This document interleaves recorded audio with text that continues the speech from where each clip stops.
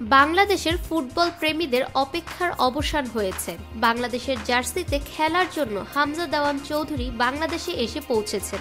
আজ সোমবার বেলা 12:15টায় সিলেট আন্তর্জাতিক বিমানবন্দরে পা রাখেন ইংলিশ প্রিমিয়ার ফুটবল লিগ খেলা এই ফুটবলার। গতকাল বাংলাদেশ সময় দিবাগত রাত 2টায় বাংলাদেশ বিমানের ম্যানচেস্টার থেকে সিলেট ফ্লাইটে রওনা হয়েছিলেন হামজা।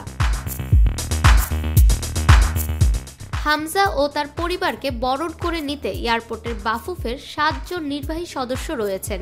ইমিগ্রেশন সম্পূর্ণ করার পর হামজাকে ফুল দিয়ে বরণ করে নেন বাফুফে কর্তারা। তাদের সাথে রয়েছেন হামজার বাবা মোর্শেদ দেওয়ান চৌধুরী। হামজাকে সচক্ষে এক নজর দেখার জন্য সিলেট এয়ারপোর্টের বাইরে অনেক সমর্থকদের ভিড়। হামজা চৌধুরী বাংলাদেশের হয়ে খেলবেন, এজন্য গণমাধ্যম কর্মীরাও বিমানবন্দরে ভিড় জমিয়েছেন। হামজা আগেও বাংলাদেশে এসেছেন, তবে এবারের আশাটা বিশেষ। প্রথমবারের মতো বাংলাদেশ ফুটবল দলের খেলোয়াড় হয়ে দেশে এসেছেন তিনি। স্মরণীয় এ সফরে তার সঙ্গী, মা, স্ত্রী ও সন্তানেরা।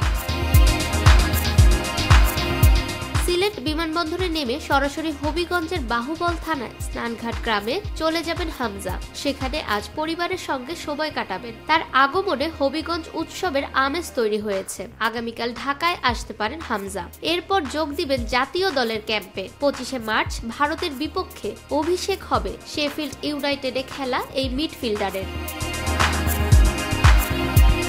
ফাহমিদা বিনতে আনোয়ার, নিরপেক্ষ নিউজ ডেস্ক, ঢাকা।